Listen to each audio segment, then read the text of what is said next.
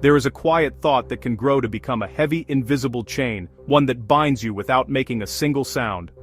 It often starts so small, a whisper you can barely hear, a fleeting shadow you catch in the periphery of your mind. Over months or even years, this thought can slowly and meticulously shape the contours of your entire life, shrinking its boundaries until you find yourself living in a space much smaller than you were meant for.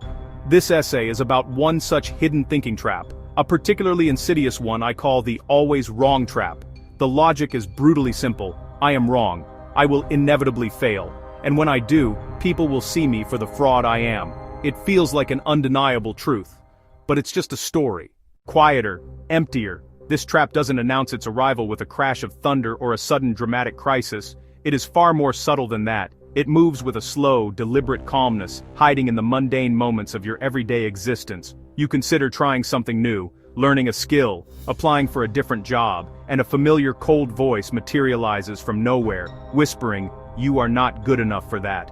So you stop, you pull back, you decide the risk isn't worth it. You tell yourself it's about being realistic, about playing it safe. Your world becomes unnervingly quiet, a barren landscape devoid of opportunity, connection, growth. You miss chances you never even knew existed. The always wrong trap is a master of disguise. It doesn't feel like a prison because it masquerades as a protector, a wise old friend offering sage advice. It tells you it is keeping you safe from the pain of failure, the sting of rejection, the humiliation of judgment.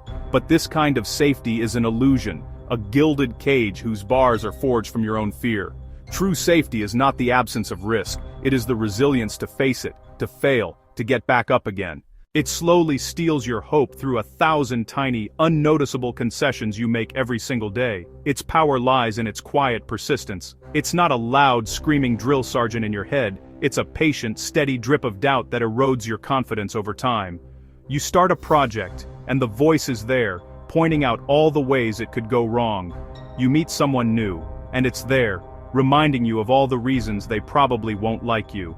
It's a constant, low-grade hum of negativity that becomes the background music of your life. Eventually, you forget what silence even sounds like. You forget that there was ever a time when you didn't believe, with every fiber of your being, that you were destined to be wrong about everything.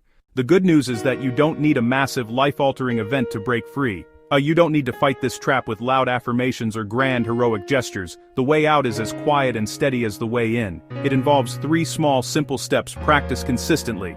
Step 1 is to simply name the voice. That is the always wrong voice. There's the trap again. Naming it creates a sliver of space between you and the thought. It externalizes it. Step 2 is to test the thought with one small manageable act. Your job is to challenge those predictions with tiny real-world experiments. Your test is to simply speak for 1 minute. Step 3 is to keep a small private record of the truth.